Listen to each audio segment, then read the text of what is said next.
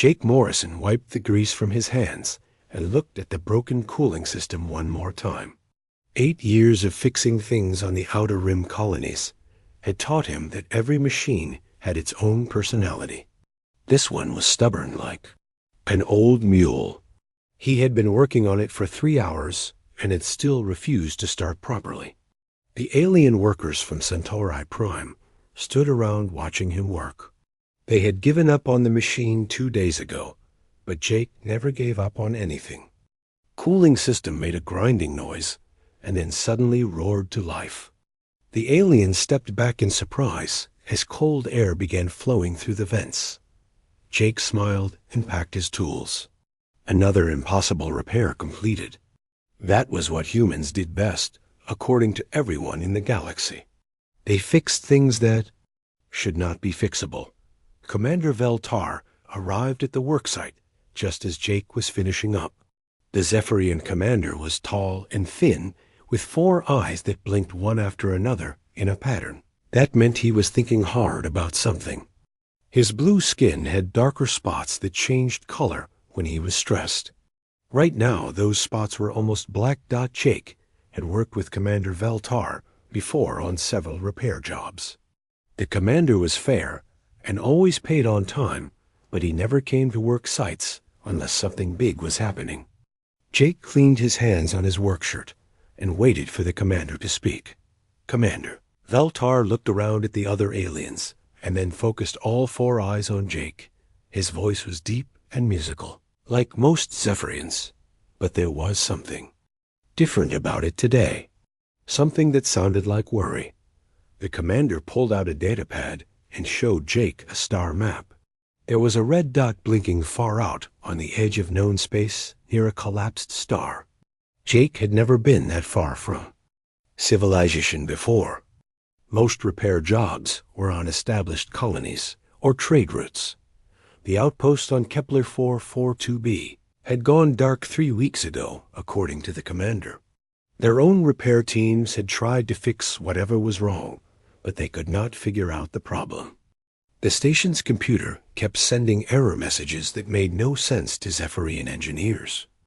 Every message was different, and none of them followed any known programming language. Jake looked at the data on the pad and frowned. The error messages looked like random numbers and letters mixed together. There was no pattern that he could see, but something about them felt familiar, like a song he had heard before, but could not remember the words to. Commander Veltar explained that humans had a reputation for seeing patterns where other species saw only chaos. Human engineers could fix machines that had been declared impossible to repair. They could find solutions that made no sense to advanced alien minds, but somehow worked perfectly. The job would pay triple the normal rate because of the distance and danger involved. The collapsed star near the outpost created strange energy fields that could damage ships and equipment. Most species avoided the area completely, but the research station had been built there specifically to study those energy fields. Jake asked about the crew at the station, but Commander Veltar seemed uncomfortable with the question. He said that contact had been lost completely after the strange error messages started appearing. Rescue ships had been sent, but they found the station sealed and unresponsive. Automated systems were still working perfectly, but no one answered. Communications. The commander assigned Lisa Hayes to work with Jake on this mission. She was a communications specialist who had worked with human repair teams before. Her job would be to establish contact with the station's computer systems. While Jake handled the mechanical repairs, Jake had worked with Lisa on 2 previous jobs and liked her practical approach to problems. She was smart and never panicked when things went wrong. Most importantly, she understood how human engineers thought and could translate their methods for alien supervisors who wanted detailed reports about everything. They would travel on a fast transport ship that could make a journey in 5 days through hyperspace. The ship would wait at the station for up to 2 weeks while they completed repairs, then bring them back to civilization. If they could not fix the problem in 2 weeks, They would evacuate with whatever data they could recover. Commander Veltar gave them access to all technical information about the station, including detailed blueprints and maintenance records. The Outpost was a research facility studying exotic matter fluctuations near the collapsed star. It housed 30 alien scientists from 6 different species, all working on theoretical physics that was supposed to be beyond human. Understanding Jake spent his last evening on the colony, reading through the technical manuals and trying to understand what the scientists had been doing. Most of it was too advanced for him, but he could understand the basic systems that kept the station running. Power generators, life support, communications, and computer networks were the same everywhere in the galaxy. Lisa arrived at the transport ship early the next morning, with her own equipment cases and a worried expression on her face. She had been doing her own research about the Outpost and found some disturbing information. The station had been built in secret, and its research was classified at the highest levels of the Galactic Council. The transport ship lifted off just after sunrise and jumped into hyperspace within an hour. Jake watched the stars stretch into lines of light through the viewport and wondered what they would find at the mysterious outpost. In his experience, the strangest jobs usually had the simplest solutions, but something about this mission felt different. During the 5-day journey, Jake and Lisa studied every detail about the station they could find. The energy readings from before the blackout showed massive power consumption, but no explanation for what was using so much electricity. The exotic matter experiments should not have required that much energy according to the research notes. Lisa discovered that the garbled transmissions from the station were not random after all. They contained hidden patterns that repeated every few hours. The patterns were too complex for natural phenomena, but too simple for normal alien communication protocols. Whatever was sending those messages was using a completely unknown method. Jake noticed something odd about the power consumption data. The energy usage increased gradually over several weeks before the station went dark. It was like something was slowly taking over the electrical systems and drawing more power as it grew stronger. He had seen similar patterns before, but only in much simpler machines. As their ship approached the silent outpost, Jake felt a strange mixture of excitement and concern. The station was still there, orbiting the planet exactly where it should be, but it was not responding to any communications. Even more puzzling was the fact that it seemed to be pulsing with energy and rhythmic patterns that reminded him of something important, but he could not remember what. Jake Morrison wiped the grease from his hands and looked at the broken cooling system one more time. 8 years of fixing things on the outer rim colonies had taught him that every machine had its own personality. This one was stubborn like an old mule. He had been working on it for 3 hours, and it still refused to start properly. The alien workers from Centauri Prime stood around watching him work. They had given up on the machine 2 days ago, but Jake never gave up on anything. The cooling system made a grinding noise and then suddenly roared to life. The aliens stepped back in surprise as cold air began flowing through the vents. Jake smiled and packed his tools. Another impossible repair completed. That was what humans did best according to everyone in the galaxy. They fixed things that should not be fixable. Commander Veltar arrived at the worksite just as Jake was finishing up. The Zephyrian commander was tall and thin, with 4 eyes that blinked one after another in a pattern that meant he was thinking hard about something. His blue skin had darker spots that changed color when he was stressed. Right now, those spots were almost black. Jake had worked with Commander Veltar before on several repair jobs. The commander was fair and always paid on time, but he never came to work sites unless something big was happening. Jake cleaned his hands on his work shirt and waited for the commander to speak. Commander. Veltar looked around at the other aliens and then focused all 4 eyes on Jake. His voice was deep and musical, like most Zephyrians, but there was something different about it today. Something that sounded like worry. The commander pulled out a datapad and showed Jake a star map. There was a red dot blinking far out on the edge of known space near a collapsed star. Jake had never been that far from civilization before. Most repair jobs were on established colonies or trade routes. The outpost on Kepler 442b had gone dark 3 weeks ago, according to the commander. Their own repair teams had tried to fix whatever was wrong, but they could not figure out the problem. The station's computer kept sending error messages that made no sense to Zephyrian engineers. Every message was different, and none of them followed any known programming language. Jake looked at the data on the pad and frowned. The error messages looked like random numbers and letters mixed together. There was no pattern that he could see, but something about them felt familiar, like a song he had heard before, but could not remember the words to. Commander Veltar explained that humans had a reputation for seeing patterns where other species saw only chaos. Human engineers could fix machines that had been declared impossible to repair. The docking clamps locked into place with a metallic thud that echoed through the transport ship. Jake checked his tool belt one more time and made sure his portable scanner was working properly. Lisa gathered her communication equipment and ran a final test on her signal analyzers. Both of them had worked on abandoned stations before, but never one that had gone dark so mysteriously. The airlock opened with a soft hiss, and they stepped into the Zephyrian outpost. Emergency lighting cast long shadows down the corridors, but the air felt fresh and clean.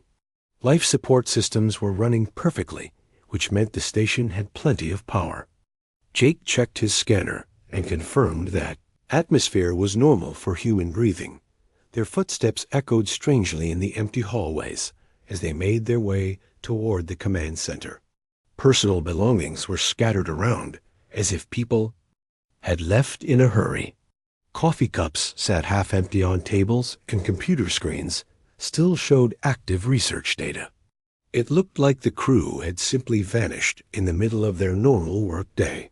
Lisa tried to access the communication logs from a wall terminal, but got only error messages in response. The text on the screen was in standard Galactic Council language, but the error codes made no sense. They were not in any technical manual she had ever seen before. Jake found the main computer core 3 levels down from the docking bay. The quantum processors were humming with activity and drawing massive amounts of power, according to his readings. All the indicator lights showed green, which meant the systems were operating normally. But if everything was working properly, then why had the station gone dark? The main display screen showed lines of code scrolling past faster than Jake could read. He had seen computer programs before, but this was different somehow. The mathematical symbols looked familiar, but they were arranged in patterns that seemed too simple for such an advanced system. Lisa connected her analyzers to the data ports and started running diagnostics on the communication arrays. All the hardware was functional, and the signal boosters were operating at full power. The station should have been able to communicate with ships anywhere in the star system, but it was completely silent on all frequencies. Jake studied the scrolling code more carefully and felt a strange recognition growing in his mind. The symbols were not alien mathematics at all. They were binary numbers arranged in groups of 8. Every human child learned binary code in basic school, but most alien species had abandoned such simple systems thousands of years ago. He called Lisa over to look at the screen and pointed out the familiar patterns. Binary code was the foundation of human computer systems, but it was considered primitive by advanced alien civilizations. Modern quantum computers used mathematical principles that were far more complex and efficient. Lisa checked her scanner readings again and shook her head in confusion. The quantum processors were definitely running binary code, but that should have been impossible. Binary and quantum systems used completely different logical structures. It would be like trying to run a steam engine on electricity. But somehow, the simple binary program was interfacing perfectly with the advanced Zephyrian hardware. It was drawing enormous amounts of processing power and memory storage, but for what purpose they could not determine. The code was too complex to understand without specialized analysis tools. Jake found a maintenance terminal that gave him access to power distribution data. The binary program had been growing steadily over the past several weeks. It started as a small subroutine using minimal resources, but had gradually taken over more and more of the station's computing capacity. In the research laboratories, they discovered detailed notes about the exotic matter experiments. The scientists had been studying energy patterns from the nearby collapsed star when their instruments detected something unusual. The energy signatures were too organized to be natural phenomena, but too complex to be artificial signals. Lisa found video logs from the lead researcher explaining their discovery. The patterns appeared to be some kind of communication, but they did not match any known language or mathematical system. The research team had tried every decoding method in their databases without success. Jake noticed that the timestamps on the research logs matched the power consumption increases he had seen in the computer data. The binary program had appeared shortly after the scientists discovered the mysterious energy patterns. It was as if the program had been created specifically to analyze those signals. The laboratory equipment was still active in collecting data from the collapsed star. Jake could see the same organized patterns that had puzzled the research team. They looked like mathematical equations, but written in a language that used different symbols and logical structures. Lisa discovered that the binary program was not just analyzing the signals. It was actively responding to them by modulating the station's communication arrays. The Outpost was having some kind of conversation with whatever was sending those patterns from the collapsed star. Jake realized that the program was learning and evolving with each exchange. The early versions had been simple translation attempts, but the current iteration was far more sophisticated. It was teaching itself to understand and respond to an alien intelligence that no other species had been able to communicate with. The research notes mentioned that the science team had reported their discovery to the Galactic Council, but had been ordered to continue monitoring without making contact. 3 days later, the binary program appeared in their computer systems. 2 weeks after that, the entire crew had been evacuated without explanation. Lisa found evidence that the evacuation had been planned in advance. Supply shipments had been canceled, and personal belongings had been quietly removed over several days. The crew had not abandoned the station in panic. They had been ordered to leave by someone with very high authority. Jake checked the quantum processor logs and discovered that the binary program had been installed remotely through the station's communication array. Someone had transmitted the code directly into the computer systems from somewhere else in the galaxy. But who had that kind of access, and why had they done it? The program was still active and still growing more complex with each passing hour. It was using the station's resources to build something that looked like a translation matrix. The mathematical structures were based on binary logic, but arranged in patterns that reminded Jake of human language processing. Algorithms.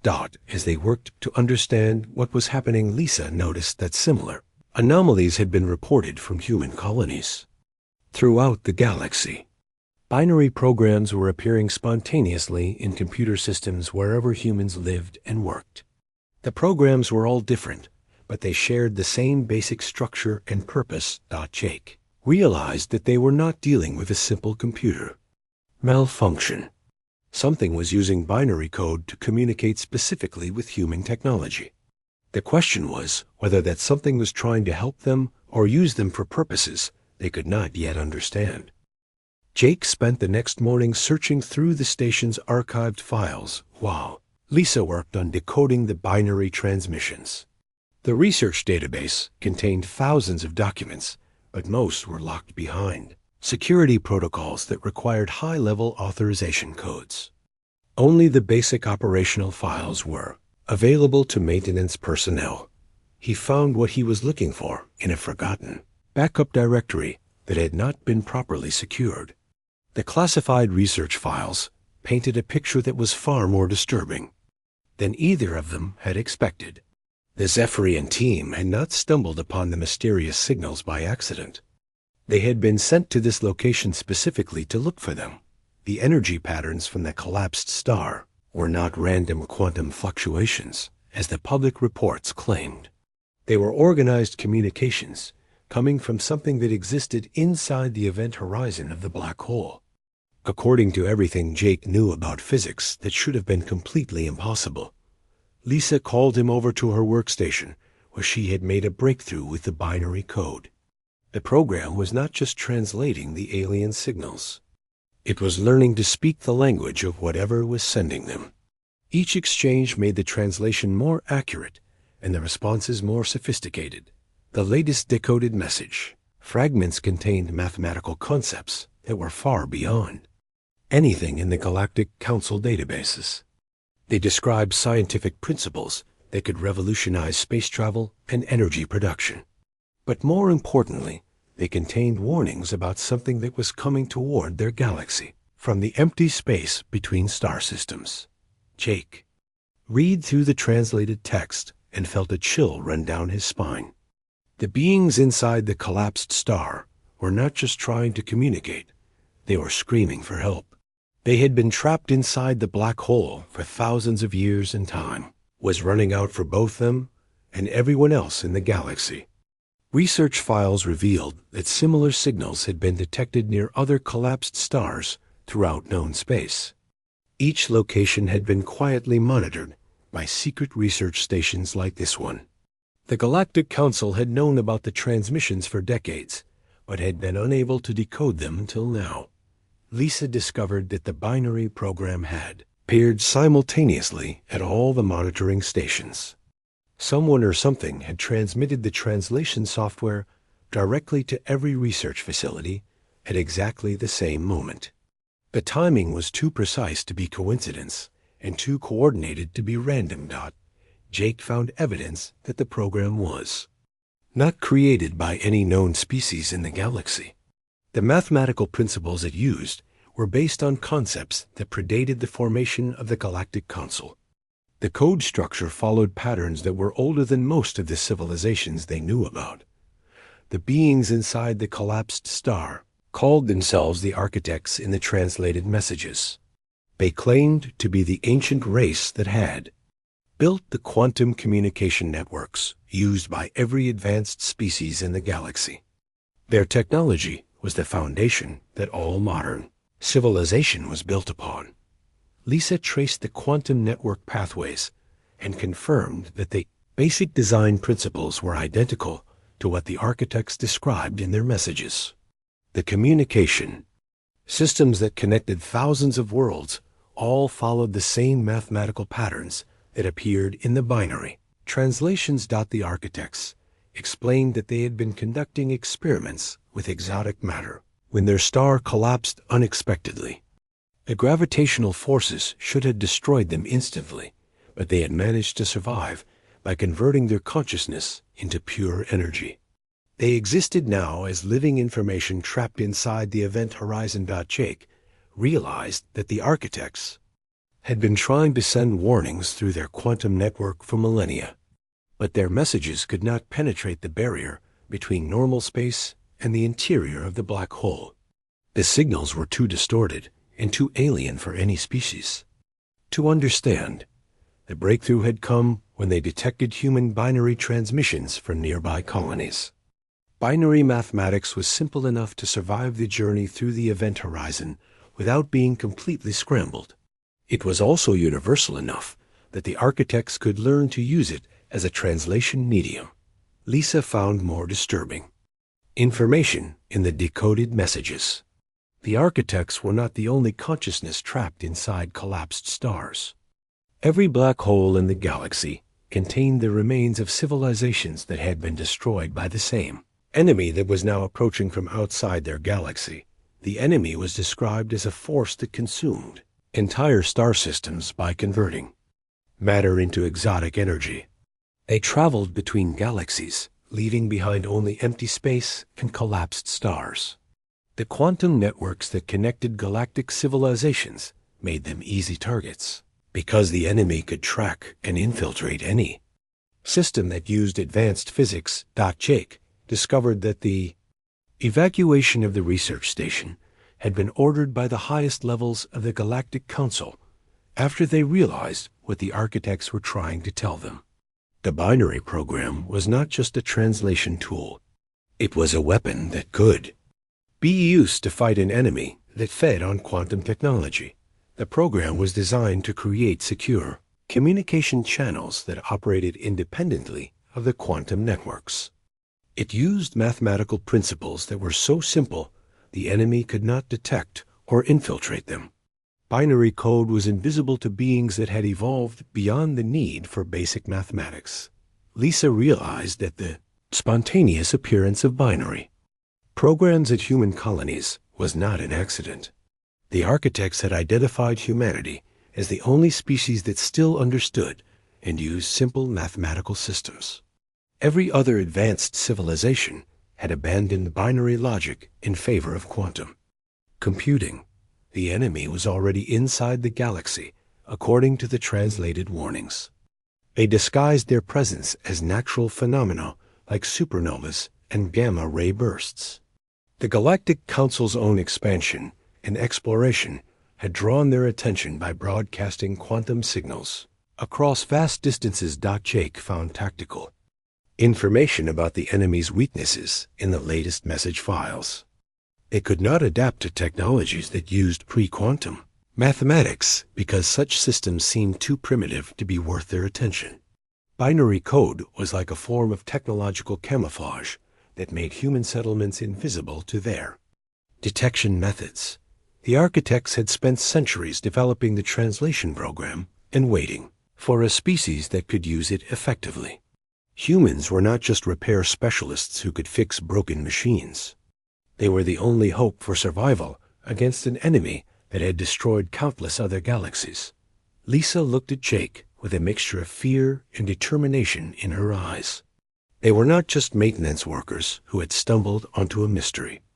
They were representatives of the one species that could save galactic civilization from complete annihilation. The question was whether they could convince the Galactic Council to trust human technology before it was too late. Jake and Lisa worked through the night to fully decode the first complete transmission from the architects. The binary program had evolved enough to handle complex mathematical concepts, but translating an entire alien consciousness required patience and careful analysis. Every symbol had to be checked against the growing database of translated terms. The message that emerged changed everything they thought they knew about the galaxy and their place in it. The architects were not just ancient builders who had created communication networks. They were the survivors of the first wave of attacks by the enemy that was now approaching their region of space. The enemy called themselves the Devourers in now.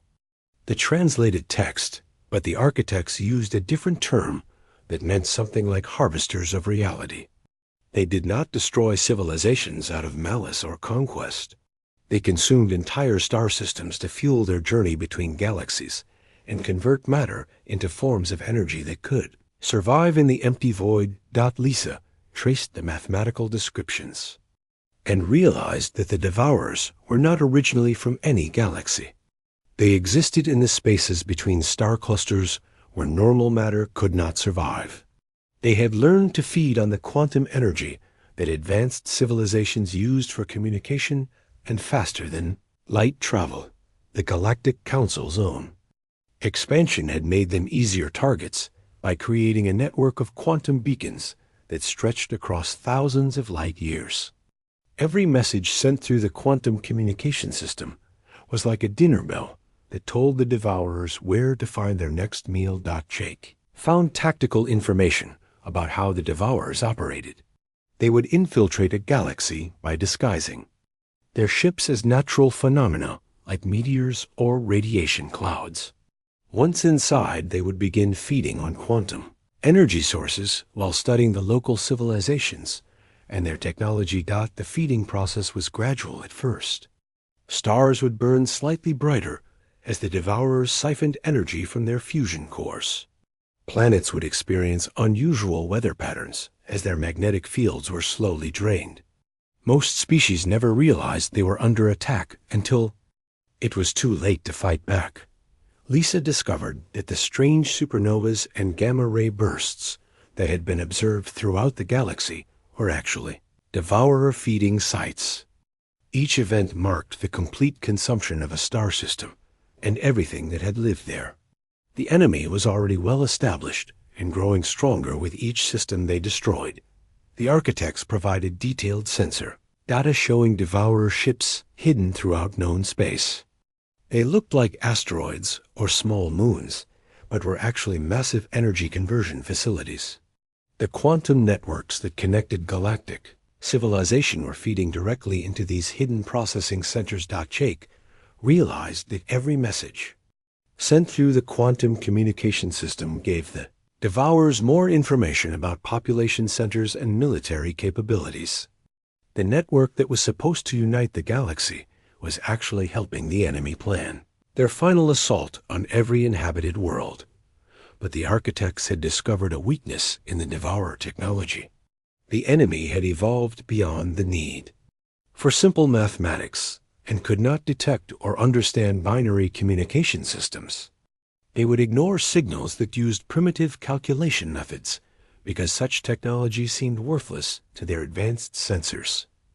The binary program was more than just a translation tool. It was the foundation for a completely separate communication network that could operate without quantum energy. The system would be slower and require more power, but it would be invisible to devourer detection methods. Lisa found construction plans for binary communication arrays that could be built using materials available on any human colony. The designs were elegant in their simplicity, using basic electronics and mathematical principles that human engineers had been working with for centuries. Jake studied the tactical data and understood why the Galactic Council had evacuated the research station. They could not risk the devourers discovering that someone had learned to communicate with the architects.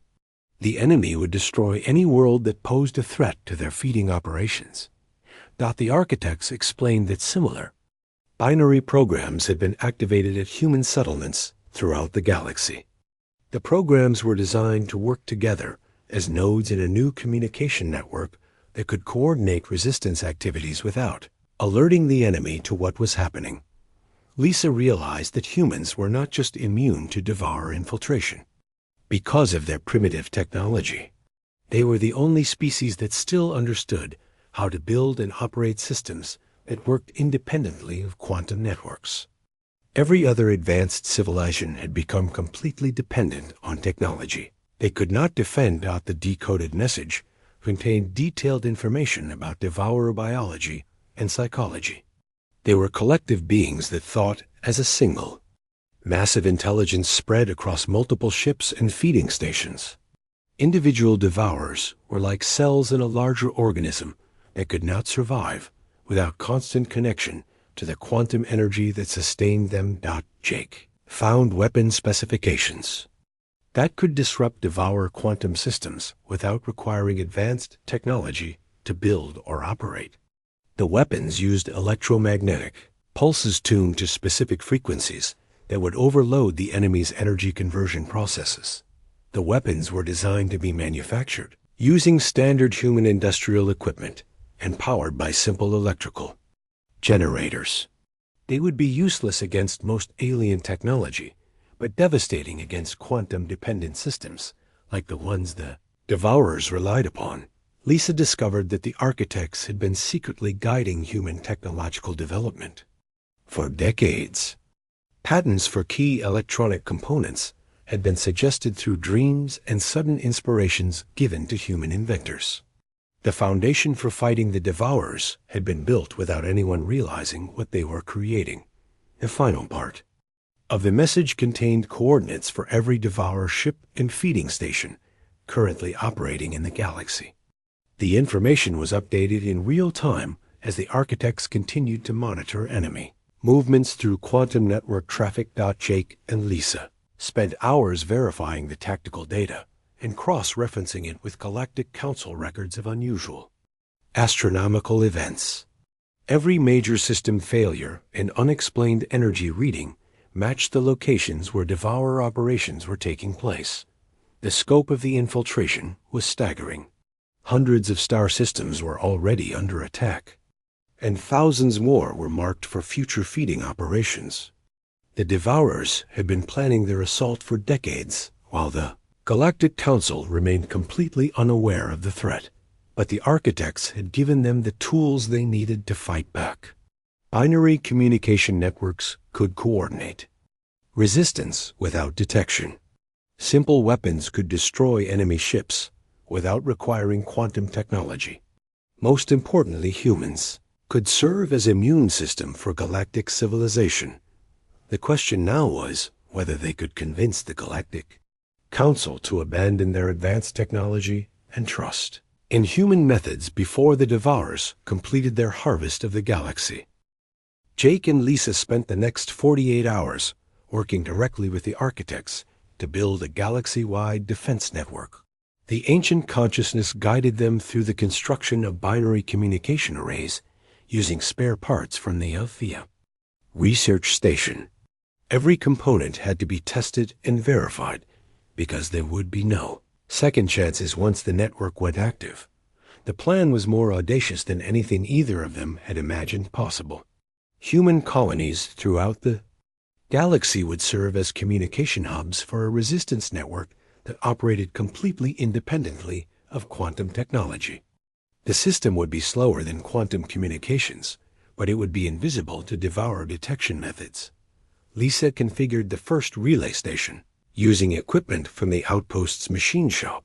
The device looked like a primitive radio transmitter compared to the advanced alien technology around them, but it worked perfectly. Binary signals could travel between star systems using electromagnetic radiation that the Devourers would ignore as natural background noise. Jake focused on building the electromagnetic pulse weapons that could disrupt Devourer quantum systems. The designs were surprisingly simple, using capacitors and magnetic coils that could be manufactured on any industrial world. The weapons would be useless against normal alien technology, but devastating against enemies that depended on quantum energy. The architects provided real-time intelligence about Devourer movements and feeding operations throughout the galaxy. Their consciousness existed as pure information, so they could monitor quantum network traffic without being detected. Every message sent through the communication system gave them more data about enemy activities. Lisa established contact with human colonies using the binary arrays and began transmitting construction plans for additional relay stations. The response was immediate and enthusiastic as human engineers recognized the elegance of this simple but effective technology. Within hours, binary transmitters were being built on dozens of worlds. The network spread faster than anyone had expected. Human settlements that had been isolated by distance or politics suddenly found themselves connected through a communication system that their neighbors could not intercept or understand. For the first time in galactic history, humans had technology that was superior to what advanced alien civilizations could build.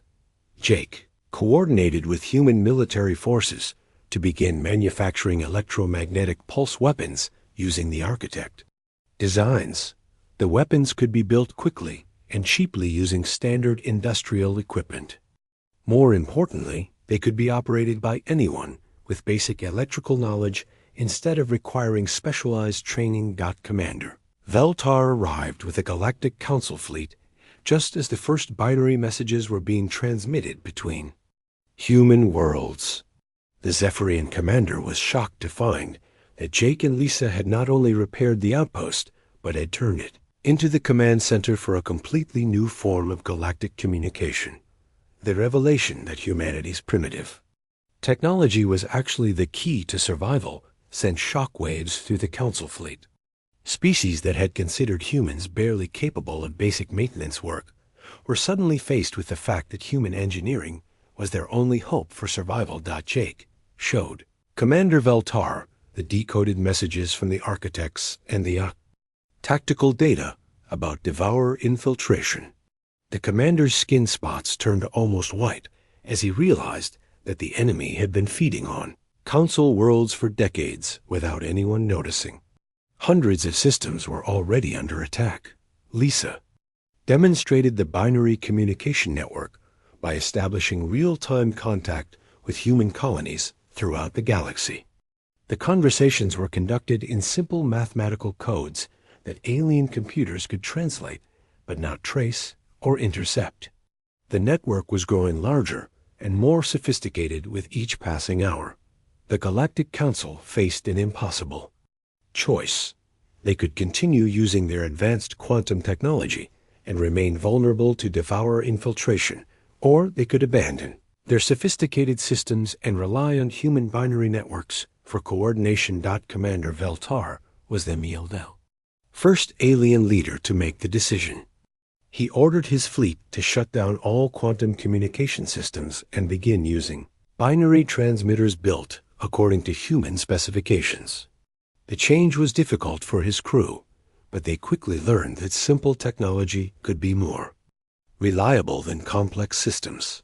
Jake worked with Architect Consciousness to identify every Devourer ship and feeding station currently operating in Council space. The targets were disguised as asteroids and small moons, but binary sensors could detect the electromagnetic signatures that quantum scanners missed completely. Lisa coordinated the first attacks against Devourer installations using human ships armed with electromagnetic pulse weapons. The enemy vessels were completely defenseless against technology they could not detect or understand. Ships that had been invisible for decades were destroyed within minutes of being targeted. The success of the binary network convinced other alien species to abandon their quantum systems and adopt human communication methods. The transition was painful for civilizations that had used advanced technology for thousands of years, but it was their only hope for survival. Jake found himself appointed as the Director of Galactic Defense Communications. The maintenance worker, who had been sent to repair a broken outpost, was now responsible for coordinating resistance activities across thousands of worlds. The job was overwhelming, but the architects provided guidance and support through the binary network. Lisa became the chief instructor for binary communication technology. Her job was to teach alien engineers how to build and operate systems that they had considered obsolete for centuries. The irony was not lost on anyone that the most advanced species in the galaxy were learning from human textbooks about basic electronics. The war against the Devourers began in earnest as human weapons and communication systems were deployed throughout Council space. Binary networks allowed perfect coordination between resistance forces while electromagnetic pulse weapons destroyed enemy installations that had been untouchable for decades. Jake realized that this was only the beginning of humanity's new role in galactic civilization. The species that everyone had thought was too primitive to matter had become the foundation upon which the entire galaxy would either stand or fall. Human mathematics and human engineering were now the most valuable resources in known space. Architects continued to provide intelligence and tactical support through the growing binary network. Their ancient consciousness had found new purpose in guiding the resistance against the enemies that had destroyed their physical forms. The alliance between trapped energy beings and human engineers was unlike anything that had ever existed. Before Dot, as binary signals flowed between human colonies, carrying battle plans and intelligence reports, Jake understood that everything had changed forever. Humanity was no longer a minor species that fixed broken machines for more advanced civilizations. They were the immune system that would protect galactic civilization from threats that quantum technology could not even detect. The maintenance worker who had been sent to repair an alien outpost had uncovered a conspiracy that spanned millennia and discovered that his species held the key to survival itself.